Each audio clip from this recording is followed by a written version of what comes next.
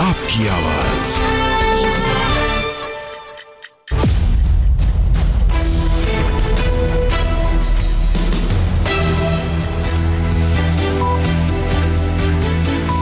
नमस्कार, बहुत स्वागत है आपका। आपके साथ मैं हूं ज्योत्सना पाटिल। नमस्कार, मैं हूं अमित पालित। सुबह के 9 बजे हैं और हम आपके लिए लेकर आए हैं सुबह 9 बजे की 9 बड़ी खबर। आज इस बुलेटिन में हम आपको बताएंगे गणतंत्र दिवस पर ट्रैक्टर परेड को लेकर क्या है किसानों और पुलिस की तैयारी, और मुंबई में किसानों का सबसे बड़ा मार्च, और अयोध्या में मस्जिद को लेकर कैसे तेज हुई है सियासी बयानबाजी।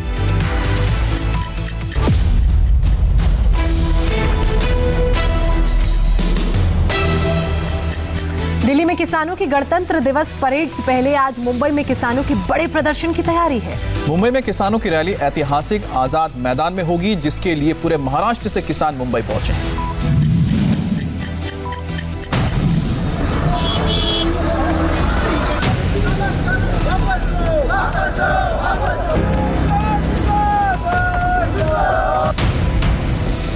दिल्ली से कृषि कानूनों के खिलाफ उठी किसानों के विरोध की आग अब मुंबई के आजाद मैदान तक पहुंच चुकी है। मुंबई के आजाद मैदान में 15,000 से ज्यादा की संख्या में किसान जमा हैं और उनके आने का सिलसिला अब भी जारी है।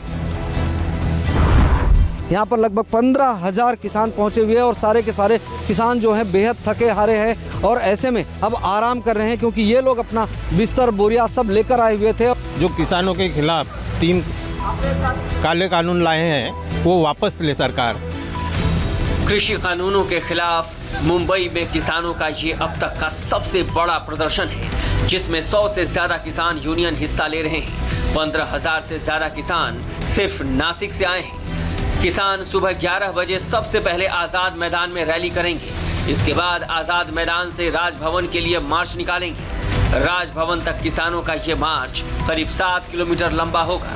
किसानों के मुताबिक वो राज्यपाल भगत सिंह कोश्यारी को ज्ञापन सौंपेंगे।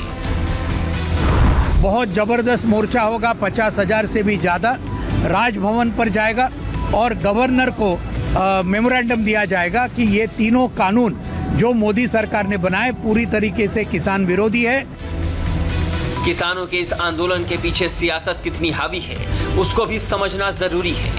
मुंबई में किसानों के आंदोलन को हवा देने का काम खुद ठाकरे सरकार कर रही है। किसानों के मार्च में उद्धव ठाकरे, शरद पवार या बाला साहेब थोराट शामिल हो सकते हैं, यानी इस मार्च को महाविकास अघाड़ी का समर्थन हासिल है। दिल्ली में चल रहे किसान आंदोलन के समर्थन में सिर्फ मुंबई ही नहीं, दूसरे शहरों में भी किसान रैली आयोजित की जा रही है। 26 जनवरी को दिल्ली में किसानों की ट्रैक्टर परेड के समर्थन में जयपुर में आज ट्रैक्टर रैली निकाली जाएगी। वहीं बेंगलुरु में भी 26 जनवरी को ही किसानों की ट्रैक्टर रैली की तैयारी की जा रही है। इधर राजधानी दिल्ली में किसानों को 26 जनवरी के दिन ट्रैक्टर परेड की मंजूरी मिल गई है और किसानों ने भी दिल्ली पुलिस को शांतिपूर्ण परेड का भरोसा दिया। ट्रैक्टर मार्च के लिए लिखित में रूट बताना पड़ा, शांति से परेड निकालने का दावा किया, तब कहीं जाकर किसानों को 26 जनवरी के मौके पर दिल्ली में ट्रैक्टर परेड की इजाजत मिली है। किसानों की ये ट्रैक्टर परेड 26 जनवरी की परेड खत्म होने के बाद शुरू होगी। किसानों की जो इच्छा है एक ट्रैक्टर रैली निकालने की, वो 3 जगहों पर 3 तरह से 3 सर्कुलेशन में और एक सुचारू तरीके से, एक सुरक्षित माहौल में और एक आपसी सौहार्दपूर्ण माहौल में हम उसे संपन्न करा पाएंगे। ट्रैक्टर मार्च के लिए दोपहर 12 बजे का वक्त मुकर्रर किया गया है, यानी पहले राजपथ पर गणतंत्र दिवस की परेड खत्म होगी, उसके बाद ट्रैक्टर परेड निकलेगी।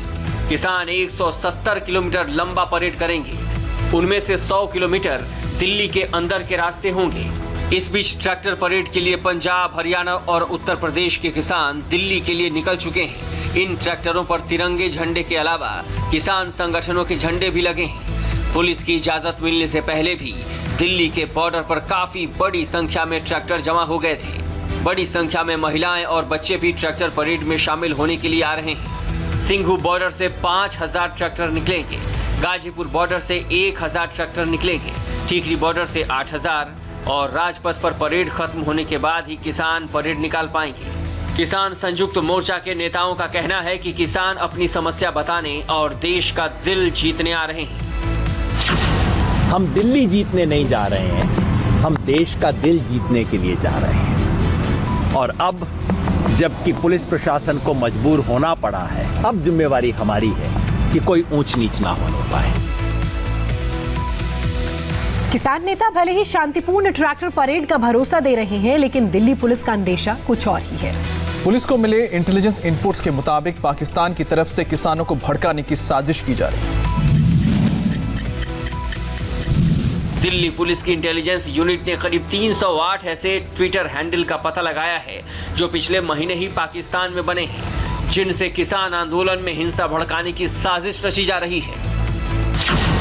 308 ट्विटर हैंडल पाकिस्तान से जनरेट हुए हैं और वो कॉन्टिन्यूअस इस पर काम कर रहे हैं ताकि एक कंफ्यूजन की स्थिति पैदा हो, एक वैमनस्यता की स्थिति पैदा हो।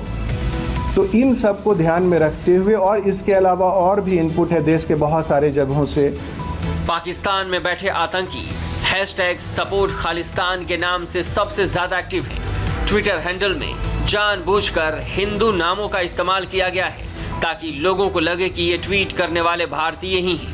पुलिस ऐसे फर्जी ट्विटर हैंडल की पड़ताल में जुटी है और उन्हें ब्लॉक किया जा रहा है। जो बड़ी खबर इसमें यह है कि जितने भी ट्विटर हैंडल हैं उनमें से तकरीबन 80 से 90% ट्विटर हैंडल की जो डिटेल है वो भारतीय हिंदू और भारतीय सिखों के नाम पर रजिस्टर्ड किए गए हैं, यानी कि भारतीय हिंदू और भारतीय सिखों के नाम पर वो ट्विटर हैंडल बनाए गए हैं। गणतंत्र दिवस पर दिल्ली में बिजली काटने की साजिश का भी इनपुट मिला है। खालिस्तानी समर्थक संस्था सिख फॉर जस्टिस ने सोशल मीडिया पर 25 और 26 जनवरी को पावर कट करने की धमकी दी है। इस बाबत BSES को भी पिछले कई दिनों से जानकारी मिल रही थी। डिस्कॉम, पावर ग्रिड और पावर सब स्टेशन को निशाना बनाया जा सकता है और ऐसा करने के लिए खालिस्तानी समर्थक किसानों को भड़काने की कोशिश में जुटे हैं। यानी पाकिस्तान चाहता है दिल्ली में किसान जब ट्रैक्टर परेड निकालें तो तरह तरह की अफवाहें फैलाई जाएं, लेकिन 26 जनवरी की वजह से राजधानी में दिल्ली पुलिस समेत सभी सुरक्षा एजेंसियां हाई अलर्ट पर हैं। जमीन से लेकर आसमान तक नजर रखी जा रही है ताकि जब दिल्ली में किसानों की ट्रैक्टर परेड निकले तो परिंदा भी पर न मार सके। किसान आंदोलन के दौरान राजनीति करना एक कांग्रेस सांसद को महंगा पड़ गया। और लुधियाना से कांग्रेस सांसद रवनीत सिंह बिट्टू को किसानों ने सिंघू बॉर्डर से भगा दिया। एकदम विद इन अ मिनट्स हजारों लोग जैसे गुरिल्ला वॉरफेयर छिपे बैठे होते हैं दीवारों के साथ, उन्होंने आके सीधा हमला। पहले तो हमारी ये पगड़ियाँ जो सबसे बड़ा देन सिखों की पगड़ी है और जीरा साहब वैसे भी गुरसिख हैं और पगड़ियों पे अटैक। फिर जो उनके पास था, चाहे उनके पास बड़े बड़े लठ थे, चाहे उनके पास बर्शे थे, मतलब जो नहीं सो उन्होंने हमला किया। ये हम नहीं कह रहे, ये आपके सामने तस्वीरें बोलेंगी। तस्वीरें वो सब कुछ बयां कर रही है जो रवनीत सिंह बिट्टू के साथ सिंघू बॉर्डर पर हुआ। बिट्टू जैसे ही किसानों के आंदोलन स्थल पर पहुंचे, कुछ आंदोलनकारियों ने उन्हें जाने को कहने लगे। रवनीत सिंह बिट्टू कांग्रेसी MP पहुंचे सी सिंघू बॉर्डर पहुंचे सी गुरु तेग बहादुर मेमोरियल पहुंचे सी तो लोगों का विरोध करना पे। बिट्टू साहब की कहना चाहते रवनीत सिंह बिट्टू। लुधियाना से कांग्रेस सांसद रवनीत सिंह बिट्टू किसान संसद में हिस्सा लेने पहुंचे। वापस जाने की बात को वो नजरअंदाज कर आगे बढ़े, तभी किसानों के एक समूह ने उन पर हमला कर दिया।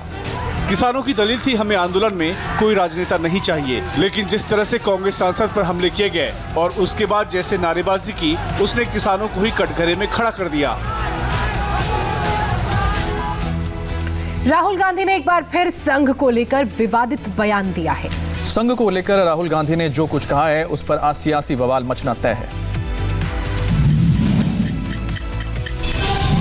That only the Tamil people can decide on the future of Tamil Nadu. Nikkarwalas from Nagpur can never, ever decide the future of this state.